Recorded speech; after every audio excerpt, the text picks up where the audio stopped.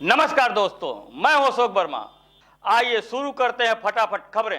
प्रदेश के अंबेडकर नगर से बड़ी खबर आ रही है, जहां दो सगे भाइयों को गोली मारकर हत्या कर दी गई है, जिससे क्षेत्र में हड़कंप मच गया है। आपको बता दें कि चुनाव आते ही हत्याओं का सिलसिला शुरू हो गया है, जिससे प्रशासन लाचार दिख रहा है, जबकि मुख्यमंत्री कानून व्यवस्था को बनाए रखने के लिए लगातार जिले के कप्तानों को निर्देश दे रहे हैं। ताजा मामला जनपद अंबेडकर नगर के राजेश थाना क्षेत्र के ब्रह्म बाबा का है, जहां प्रधानी व चुनावी रंजिश को लेकर प्रधान पति उनके फौजी भाई को गोली मारकर हत्या कर दी गई। बदमाशों ने घटना का अंजाम जब दिया, जब प्रधान पति व उनका भाई दोनों किसी काम से तहसील गए थे। वापस आते समय रास्ते में बाइक सवार बदमाशों ने गोली मारकर गंभीर रूप से घायल कर दिया, जिनकी अस्पताल ले आते समय रास्ते में ही मौत हो गई। घटना की सूचना पाते ही पुलिस और प्रशासन के आला अधिकारी मौके पर पहुंच गए और गांव में भारी फोर्स तैनात कर दी गई है। प्रत्यक्षदर्शी का अनुसार घटना का कारण जमीनी विवाद व प्रधानी रंजिश बताई जा रही है। आइए सुनाते हैं कि प्रत्यक्षदर्शी ने घटना के बारे में क्या कुछ कहा। नरेंद्र सिंह जी, कैसे क्या घटना हुआ है ये तहसील पे गए थे। प्रधानपति थे जी। इनका नाम अनिल मिश्रा था। इनके भाई आर्मी में थे, मन्ने मिश्रा, और वहीं से आ रहे थे। नाम डलवाना था तहसील पे जी जी। बढ़ाना घटाना, और विपक्ष वाले अपना घात लगा के बैठे से मार दिए। लगभग कितने लोग रहे होंगे वो लोग? अरे 25-30 की संख्या में रहे होंगे। अच्छा, तो मतलब कैसे, मतलब राइफल, बंदूक, रिवॉल्वर, यही सब था। क्या मतलब जमीनी मामला था कि क्या चुनावी रंजिश? प्रधानी का चुनावी रंजिश था। जी। पुलिस कब तक पहुंची वहाँ पे? अब वहाँ से सब लोग हट लिए, पुलिस पहुँची होगी। अब जो भी पहुँचा होगा, हम लोग तो यहाँ चले आए। अच्छा, जी। लगभग कितने लोग हैं? मृत्यु हुई है? 2 लोग एक्सपायर हो गए। अच्छा। सामुदायिक स्वास्थ्य केंद्र अतरौलिया पर कोरोना वैक्सीन लगाने का डेमो ट्रायल अस्पताल परिसर में किया गया, जहां 25-25 लोगों के बैठने के लिए कोविड प्रतीक्षा रूम बनाया गया था। इसके लिए अस्पताल परिसर में ही चिकित्सा अधीक्षक डॉक्टर शिवाजी सिंह के नेतृत्व में सारी तैयारियां पूरी कर ली गई थी। आज मुख्य चिकित्सा अधिकारी डॉक्टर ए.के. मिश्रा, जिलाधिकारी राजेश कुमार व पुलिस अधीक्षक पहुंचे और सारी तैयारियों का जायजा लिया। इस दौरान जिलाधिकारी द्वारा प्रतीक्षा रूम, वैक्सीनेशन रूम एवं वैक्सीन लगाने के बाद रूम को बारीकी से देखा एवं दिशा निर्देश दिया।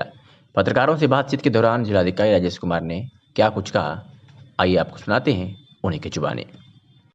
बेसिकली ये ड्राई रन जो होना है, रिहर्सल जो होना है, उसका मेन पर्पस ये है कि हम पूरी तरह से इक्विप हों। कोई आपको क्या क्या प्रोटोकॉल फॉलो करने हैं उसमें कोई कमी ना रह जाए, तो इसलिए पूरे प्रदेश में ये हो रहा है। तो आज वही देखा गया, यहाँ पे 3-4 चीज़ें करी गई हैं। जैसे एक प्रतीक्षा कक्ष होगा, वेटिंग रूम होगा, जहाँ पे जो भी वैक्सीनेशन लेने के लिए आएंगे लोग, वो रुकेंगे, वेट करेंगे और बारी बारी से अंदर जाएंगे जब अंदर वैक्सीनेशन हो जाएगा। तो वैक्सीनेशन से पहले वेरिफिकेशन करना है कि ये रजिस्टर्ड है कि नहीं है। उसके बाद उनका वैक्सीनेशन होगा। वैक्सीनेशन के बाद उनको 45 मिनट एक पोस्ट को वैक्सीनेशन एक रूम तैयार किया गया, वहाँ पे भी रखने की व्यवस्था है, जहाँ पे सारी जानकारियाँ दी जाएंगी कि आपको आगे क्या केयर करनी है और कैसे कौन सा टोल फ्री नंबर, सारी चीज़ें उनको जानकारी दी जाएंगी। उसके अलावा इमरजेंसी के लिए भी व्यवस्था की गई है, इन केस अगर कुछ होता है। वैसे ऐसा कुछ आया नहीं है अभी तक और पूरी तरह सेफ़ है कोरोना की वैक्सीन। तो सारे प्रोटोकॉल्स, क्योंकि जो इंटरनेशनली प्रोटोकॉल्स होते हैं वो फॉलो करने होते हैं, वो सारे के सारे यहाँ पे व्यवस्था देखी गई है, तो उसी को देखने आ जाए। जिले में लगभग कितने लोगों को प्रथम चरण में वैक्सीन लगनी है? 16,000 रजिस्टर्ड हैं। करीबन 16,000 के जो मेडिकल प्रैक्टिशनर्स हैं और प्राइवेट और सरकारी अस्पताल मिला के वो सभी रजिस्टर्ड हैं। तो पहले फेज़ में उन सबको वैक्सीनेशन के लिए तैयारी की जाए। जैसे कि सर, पहले जो दूसरे वैक्सीन लगने के बाद जो प्रतीक्षा रूम बनाई गई है सर, उसमें इन प्रकरण अगर कोई किसी के अंदर दवा ही है सर, अगर रिएक्शन करता है तो प्रथम चरण में उसको यहाँ उपचार की क्या व्यवस्था की गई? पूरी व्यवस्था AFI रूम भी बनाया गया है। वहाँ पे सारी मेडिसिन उपलब्ध हैं, डॉक्टर्स उपलब्ध हैं, ट्रेन डॉक्टर्स उपलब्ध रहेंगे। इन केस अगर ज़रूरत पड़ती है तो वो सारी चीज़ों के साथ यहाँ पे उपलब्ध है। जो वैक्सीनेशन के जगह है वहाँ पे 100% सारी व्यवस्थाएं हैं। इनफैक्ट ये भी है कि ANMs को भी इसके लिए ट्रेन किया गया है कि वो भी फील्ड में कुछ चीज़ें जानकारी रहे। मरीज को यहाँ आने और ले जाने की भी कोई ऐसी व्यवस्था बनाई गई है? देखिए, फर्स्ट फेज़ में ज़्यादातर आपके मेडिकल प्रैक्टिशनर्स और डॉक्टर्स हैं और उनको SMS और उसके माध्यम से उपलब्ध बताया गया है कि आपको वैक्सीनेशन कहाँ लगेगी। उनको सूचित किया गया है समय और दिन। उसके हिसाब से वो यहाँ पे आएंगे और वैक्सीन उनको। आजमगढ़ की देवगांव कोतवाली क्षेत्र के गोवर्धनपुर के कृष्ण मुरारी चौरसिया आज चौरसिया महासभा के पदाधिकारियों के साथ जिलाधिकारी कार्यालय पहुंचे और उनकी जमीन पर जबरन हो रहे कब्जे के संबंध में एक शिकायती प्रार्थना पत्र डीएम को सौंपा। मीडिया से हुई बातचीत में चौरसिया महासभा के संरक्षक मिथिलेश चौरसिया ने मीडिया को बताया कि उक्त जमीन का मुकदमा न्यायालय में चल रहा है। इसके बावजूद देवगांव पुलिस की मदद से भूमाफिया जबरन जमीन पर कब्जा कर रहे हैं।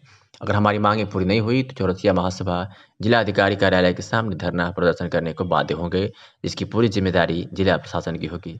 इस बाबत क्या कुछ कहा चौरसिया महासभा के संरक्षक मिथिलेश चौरसिया ने, आपको सुनवाते हैं। मैं चौरसिया महासभा की तरफ से आया हूं। मेरे समाज के कृष्ण मुरारी चौरसिया, ग्राम गोवर्धनपुर, थाना कोतवाली, देवगांव, उनका ज़मीन का मामला है। उसमें अदालत सीजीएम द्वारा 11 नंबर कोर्ट के जज द्वारा आदेश दिया गया था। ज़मीन का विवाद था कि उसमें कोई निर्माण कार्य न कराया जाए, लेकिन देवगांव कोतवाल द्वारा विपक्षी लोगों से पैसा ले करके बाउंड्री वाल तोड़ करके निर्माण कराया जा रहा है। उसी के संबंध में हम लोग आए हैं। इससे पहले पीड़ित भी आए थे, 3 दिन का उन्होंने समय दिया था डीएम साहब को, इसमें कोई कार्रवाई नहीं हुई। आज चौरसिया महासभा आजमगढ़ आया हुआ है। हम लोग पीड़ित की मदद करने के लिए आज यहाँ डीएम साहब से मिले हैं। वार्ता हुई है। डीएम साहब कहीं बाहर निकले हुए हैं, उनकी ऑफिस में हमारा पत्रक रखवाया गया है। आप क्या चाहते हैं? हम ये चाहते हैं कि देवगांव कोतवाल के ऊपर सशक्त कार्रवाई करते हुए अदालत का अवमानना अवहेलना करने के जुर्म में उनको निलंबित सस्पेंड किया जाए और पीड़ित का जमीन उसे वापस दिलाया जाए। हम यही चाहते हैं। मांगे पूरी नहीं हुई तो क्या करें? अगर मांगे पूरी नहीं हुई तो हमने 3 दिन का समय दिया है और चौरसिया महासभा पीड़ित के साथ डीएम कार्यालय के सामने आमरण अनशन पे बाध्य होगा। भारत रक्षा दल ने नगर पालिका परिषद आजमगढ़ के ऊपर गंभीर आरोप लगाया है। भारत रक्षा दल के कार्यकर्ता अफजल ने कहा कि मोहल्ला गुरुटोला में जगह जगह खुली हुई नालियां दुर्घटना को दावा दे रही हैं। इसके लिए भारत रक्षा दल द्वारा नाले पर पट्टियां लगवाने के लिए कई बार मांग की गई, जिससे कि किसी अप्रिय घटना से बचा जा सके, लेकिन नगर पालिका प्रशासन पर कोई फर्क नहीं पड़ा। उसी का नतीजा है कि आए दिन कोई न कोई उस खुली हुई नाली में गिर कर घायल हो रहा है। आज उसी खुली हुई नाली में घरेलू गैस ले जा रही टेम्पू फंस गई, जिसे मोहल्ले के लोगों द्वारा भारी मशक्कत के बाद निकाला गया। ऐसी घटनाएं इन खुली हुई नालियों से मोहल्ले में आम हो चली हैं, जिससे मोहल्ले के लोगों में नगर पालिका के प्रति भारी रोष है। आजमगढ़ के मुबारकपुर निवासी सिराज अहमद ने थाने पर सूचना दी कि उसके बैंक खाते से उसके बिना जानकारी के 25 व 26 दिसंबर को कई किस्तों में लगभग 4 लाख रुपए अवैध रूप से साइबर अपराधियों ने गायब कर दिए हैं। पुलिस ने मुकदमा दर्ज कर जांच में जुटी। पुलिस की जांच में अनवर जहीर पुत्र उस्मानी गनी निवासी हैदराबाद थाना मुबारकपुर का नाम प्रकाश में आया, जिसको पुलिस ने कार्रवाई करते हुए गिरफ्तार कर लिया। एसपी ट्रैफिक सुधीर जायसवाल ने घटना का खुलासा करते हुए मीडिया को बताया कि अभियुक्त ने पीड़ित की मोबाइल कुछ समय के लिए गायब कर दिया और मोबाइल बैंक से जुड़ा होने के नाते तमाम डिटेल उसके पास आ गई, जिसके माध्यम से अभियुक्त ने पीड़ित के खाते से पैसा गायब कर दिया। इस बाबत क्या कुछ कहा एसपी ट्रैफिक सुधीर जायसवाल ने, आपको सुनवाते हैं। ये जो जोनल स्तर पर साइबर क्राइम थाना स्थापित किया गया आजमगढ़ में, यहाँ एक मुकदमा लिखाया गया था सिराज अहमद द्वारा। उनके खाते से इंटरनेट बैंकिंग द्वारा इस व्यक्ति ने 4 लाख रुपया ट्रांसफर करा लिया है, जिसकी विवेचना की जा रही थी। तो विवेचना क्रम में पाया गया कि एक अनवर जहीर है, जिन्होंने किसी तरीके से इसका मोबाइल कुछ सामग्री प्राप्त किया था, जिसमें उसके खाते में डिटेल थी। उसको इसने जहीर ने पूरा नोट कर लिया और बाद में इंटरनेट बैंकिंग का प्रयोग करते हुए पहले अपने खाते में ट्रांसफर किया पैसा और फिर उस खाते से अपने खाते में ट्रांसफर कर लिया। ये 4 लाख रुपया था। तो पुलिस कार्रवाई करते हुए पैसा निकल गया था, बाकी पैसा पूरा फ्रीज करा दिया गया है और विवेचना क्रम में आरोपी को पकड़ लिया गया है। सर, वन टाइम पासवर्ड का क्या प्रक्रिया थी? उनके माध्यम से मिला था या फिर किसके माध्यम से? नहीं, इंटरनेट बैंकिंग की थी, क्योंकि उसका मोबाइल नंबर ले लिया था तो उसने पूरा मंगा लिया था। तो जब वो पैसा ट्रांसफर होगा तब उनको जानकारी हुई। इसमें टोटल कितने आरोपी हैं सर? इसमें एक ही। कितना बरामद हुआ पैसा इसके पास? पूरे पैसे बरामद हो गए हैं। इसके पहले भी किया है इसने? नहीं, इसका भी फर्स्ट टाइम है, कोई रिकॉर्ड नहीं पैसे। ठीक। किसी गैंग से भी जुड़ी हुई नहीं, अभी ऐसा कोई। आजमगढ़ के जहानागंज थाना क्षेत्र के नाजिरपुर गांव के ग्रामीण आज जिलाधिकारी कार्यालय पहुंचे और एक शिकायती प्रार्थना पत्र जिलाधिकारी को सौंपा। ग्रामीणों ने बताया कि 6 लेन निर्माण में लगे कर्मचारी जबरन उनके खेतों से मिट्टी उठा ले रहे हैं, जिसके कारण क्षेत्र में गहरे गहरे गड्ढे हो गए हैं। ग्रामीणों ने आरोप लगाया कि उक्त गड्ढे के कारण अब तक कई लोगों की जानें जा चुकी हैं, फिर भी थाने पर कोई सुनवाई नहीं हो रही है।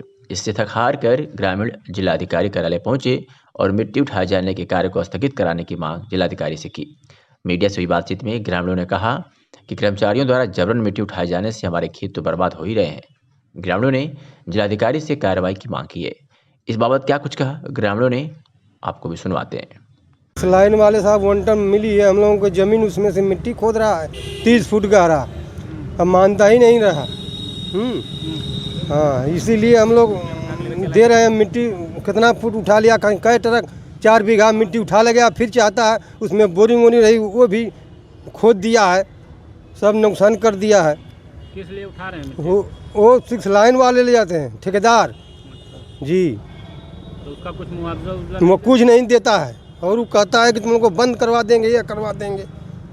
तो इसके पहले आप किसी अधिकारी से मिलने गए थे और कहीं? अभी नहीं, अभी तो जा रहा है खोदने के लिए, तभी तो 3 बार गया, 3 बार हम लोग खेत दिए उसको, भगा दिया। हम लोग नहीं खोदने देंगे। क्या चाहते हैं आप? हम लोग रोकने चाहते हैं, उसको खोदने नहीं देने चाहते। उसमें जीते हैं उतने खेत मिला है।